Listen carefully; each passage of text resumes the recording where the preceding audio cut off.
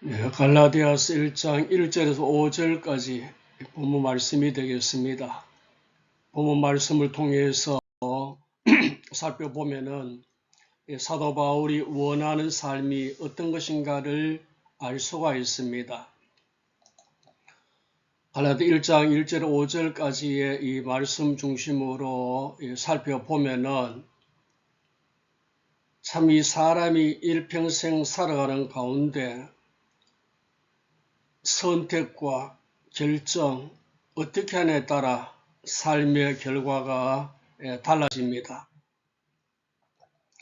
그런데 사도 바울이 원하는 삶을 우리가 잘 살펴보고 우리도 바울의 삶을 우리가 닮아가는, 또한 바울의 삶처럼 살아가는 우리의 삶이 되도록 노력을 해야 될 줄로 믿습니다. 그런데 이 사람은 자기가 생각하고 자기가 결정을 하고 행동으로 옮기게 됩니다. 그런데 좀 깊이 생각해 보면은 그 원하는 주체가 누군가를 우리가 알아야 됩니다. 누가복음 12장 16절에 21절에 보면은 어리석은 부자 이야기 나옵니다. 거기에 보면은 내가 이렇게 하리라 하면서 자기가 생각하고 결정을 하고 행동을 합니다. 삶의 주체가 자기가 됩니다. 또 어떤 사람들은 마귀가 원하는 대로 사는 사람들이 있습니다. 한 예를 든다면은 이 가룟 유다 같은 경우 그 요한 13장 2절에 보면은 마귀가 벌써 시몬의 아들 가룟 유다의 마음에 예수를 팔려는 생각을 넣었더라 라고 합니다. 그래서 이 가룟 유다는 예수님을 그 은설원에 팔아 넘기는 그 삶을 선택하고 그리고 그는 비참하게 생을 마감하게 됩니다. 그 다음에 세 번째 보면은 하나님이 원하는 삶을 사는 사람들이 있습니다. 그 중에 사도행 16장 6절 10절까지를 보면은 사도 바울 같은 경우 그가 전도 여행을 떠날 때 그 비두니아 쪽으로 가려고 애를 썼지만은 하나님의 영이 허락지 아니하시고 그리고 드로아에 내려가서 기도하는 가운데 환상을 보고 그리고 그는 이 마게도냐 사람이 건너와 우리를 도우라는 그 환상 중에 하나님의 뜻으로 받아들이고 건너가서 복음을 전하게 됩니다. 이것처럼 한 세 가지로 요약이 되는데 아마 우리는 내 중심, 내가 원하는 방향으로 사는 것도 아니고 또 마귀가 시키는 대로 행하는 어리석은 자가 되어서도 안 되겠고 우리는 하나님이 원하시는 그 삶을 살아야 될 줄로 믿습니다. 그 하나님 원하시는 그 삶이 어떤 삶이고 하면은 성경에 기록된 대로 그 말씀 따라 사는 삶이 될 수가 있습니다. 그래서 이 사도 바울의 이 삶을 우리가 살펴보면은 참 우리가 은혜가 되고 복이 됩니다. 이 작은 배도 누가 키를 잡느냐에 따라 방향이 설정이 되고 목적지로 향하여 가게 됩니다. 사도 바울의 삶의 그 원리를 보면은 첫째로 그 2절 말씀에 함께 있는 모든 형제와 더불어 갈라디아 여러 교회들에게 라고 합니다. 여기 함께 있는 모든 형제와 더불어, 함께 더불어 라는 말이 있어요. 그래서 이 함께 있는 모든 형제와 더불어 그 바울은 살기를 원했고 살았습니다. 그래서 이 더불어란 말은 함께, 더불어, 같이라는 말이 있어요. 그래서 사실 그 사도 바울 같은 경우는 그는 참 보통 사람보다는 월등하게 좋은 조건들을 많이 가주었어요. 가마리엘 문화에서 공부를 하고 로마의 신권을 가지고 정말 엄청난 권리를 가진, 권세를 가진 그런 사람이었어요. 그런데도 불구하고 그는 함께 있는 모든 형제와 더불어 살기를 원했고, 그리고 함께 하기를 힘써 행하였습니다. 그리고 또 그 바울 같은 경우를 보면은 정말 이 갈라디아 여러 교회들과 함께 하기를 원하였고, 그리고 전도하는 동역자들과 함께 그는 더불어 같이 주의 일도 하고 살아갔던 것을 우리가 볼 수가 있는 것입니다. 그 다음에 이 갈라디아 이 여러 교회들 그 보면은 그 갈라디아 지역에 많은 교회들이 있었어요. 비시디아, 안디오, 이고니온, 드베, 루스드라 이곳에 다니면서 복음을 전하고 교회를 세웠습니다. 그래, 교회란 것은 건물만 말하는 것이 아니고 하나님의 부르심을 받아 모여있는 무리들, 그 사람들, 그게 바로 이 에클레시아 교회가 됩니다. 그리고 그 예수를 믿고 신앙을 고백하는 사람들이 시간과 장소를 정하고 모여있는 그 건물 혹은 그 장소, 그게 바로 이제 우리가 알다시피 교회라고 말을 해요. 그 우리 교회의 모습인데, 참 이 믿는 사람들이 모여 하나님 앞에 예배 드리는 그곳이 바로 이 교회다 하는 것을 알 수가 있습니다. 그 다음에 두 번째로 보시면은 이 사도 바울은 뭘 원하는 삶을 살았느냐.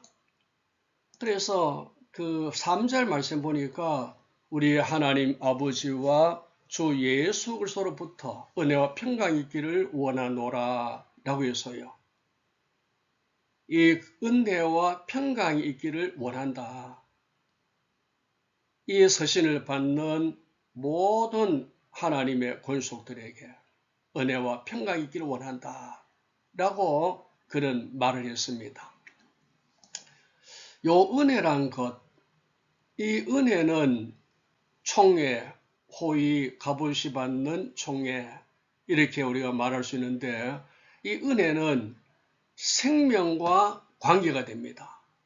이 은혜를 받느냐 못 받느냐 엄청나게 중요한 거예요. 그래서 이 사도 바울 같은 경우는 정말 이 하나님 은혜를 자기도 받고, 그리고 모든 사람들에게, 모든 성도들에게 이 은혜가 임하기를 원했던 그 삶을 우리가 볼 수가 있는 것입니다. 그리고 이 은혜는, 가장 귀한 은혜는 바로 예수 그리스도의 십자가의 보혈로 속죄의 은혜를 받아서 구원을 받게 된 것이 하나님의 은혜인 거예요. 우리는 다 죄인이고 그 죄의 대가로 우리는 멸망에 이르러야 되는데, 우리 주 예수님께서 십자가에 달려 피 흘려주시고 그 피에 속죄함을 입어 우리가 구원함을 받은 것, 이것은 정말 말로 다 할 수 없는 하나님의 큰 은혜인 줄로 믿습니다. 이 은혜가 임하기를 원했다 합니다. 그 다음에 두 번째 보니까 평강이라 말이 있어요. 평강의 뜻, 이 평안함을 의미하는데, 이 에이네네라는 말. 그래, 이 평강은 우리가 세상적인 평강을 말하는 것이 아닙니다. 이 평강은 어떤 것인가 하면은 정말 죄인이 예수 그리스도가 십자가에 걸리신 보혈로 죄 사함을 얻고 멸망에 이르지 아니하고 우리가 구원함을 받아 그 하나님의 은혜를 생각하고 마음에 평안함을 얻는 것, 그게 바로 평강인 거예요. 그래서 예수 믿지 않는 사람들은 아무리 잘 먹고 잘 입고 환경 여건이 좋아도 그들이 누리는 평강은 잠시 잠깐이고 이 하나님이 주시는 평강은 그들에게 임할 수 없어요.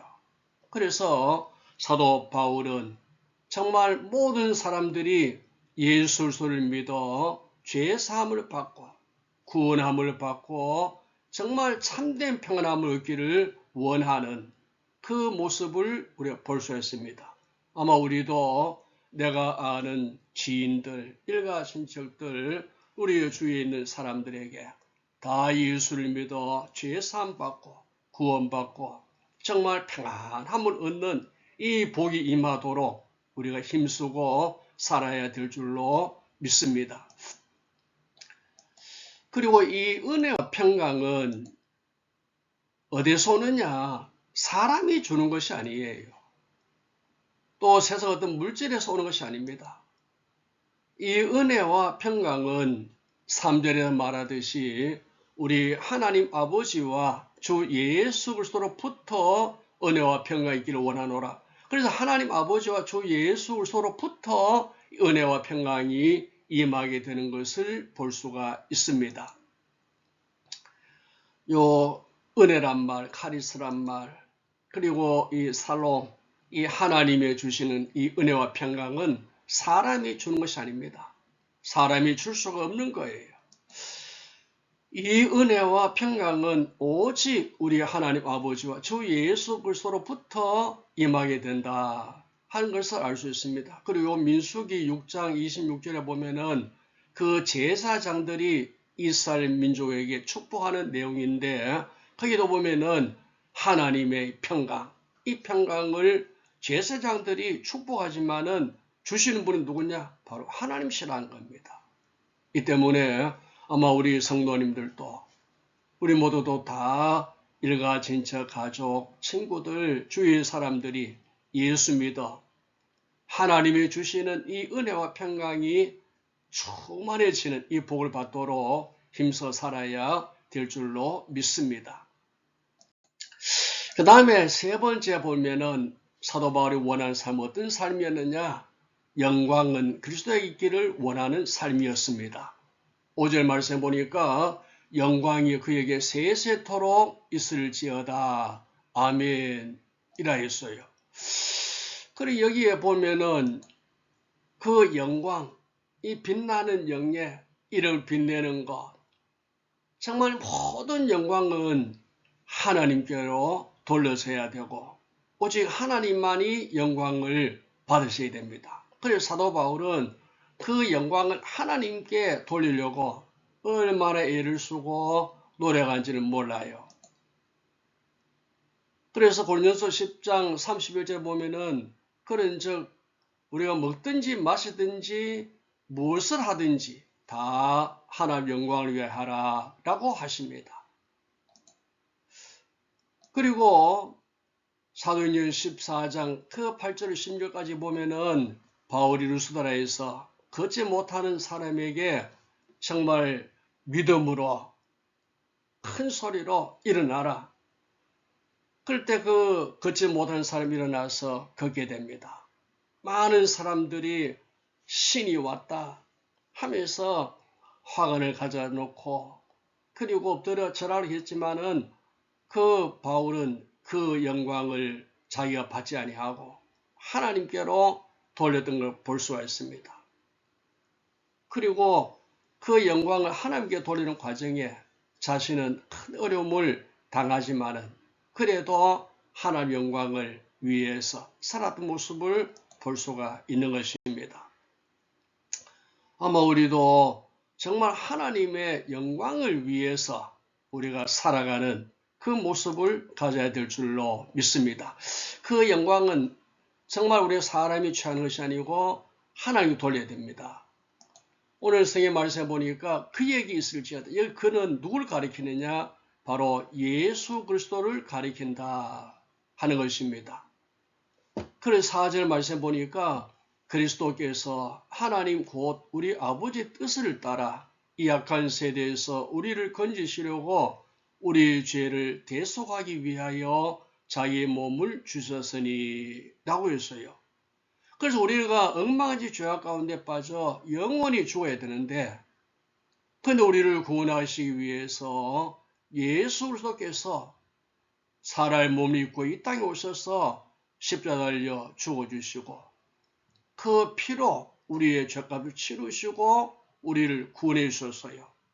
그러므로 아마 우리는 모든 영광을 누구에게? 오직 예수 그리스도에게 돌려드리는 그 삶을 살아야 될 줄로 믿습니다. 예수 그리스도가 우리의 죄를 위하여 십자가에 달려 피 흘려 죽어주시고 그 피의 값으로 우리를 구원해 주신 것입니다.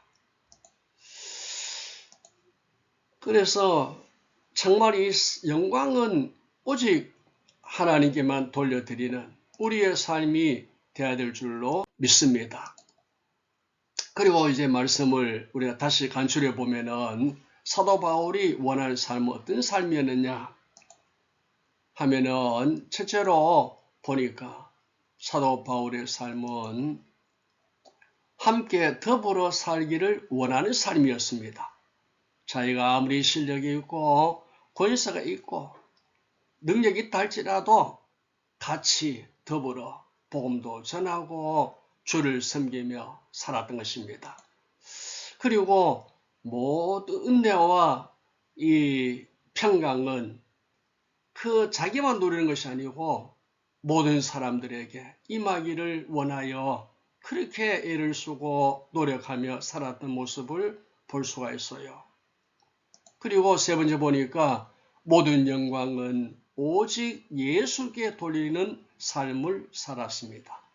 아마 우리도 이 말씀 보면서 이 악한 시대, 이때에 우리 믿는 모든 성도님들도 내 혼자 잘 먹고 잘 살기를 원하는 삶이 아니라 함께 더불어 같이 잘 사는 그런 삶을 살아야 하고, 그리고 세상에 썩어질 것을 나누어주는 그 삶도 중요하지만은 그것만이 아니라 우리도 정말 하나님께로부터는 은혜와 평강을 모두에게 임하도록 우리가 힘쓰고 전도하고 건져내는 그 삶을 살고 모든 영광은 오직 예수께만 돌리는 그 삶을 살아야 될 줄로 믿습니다.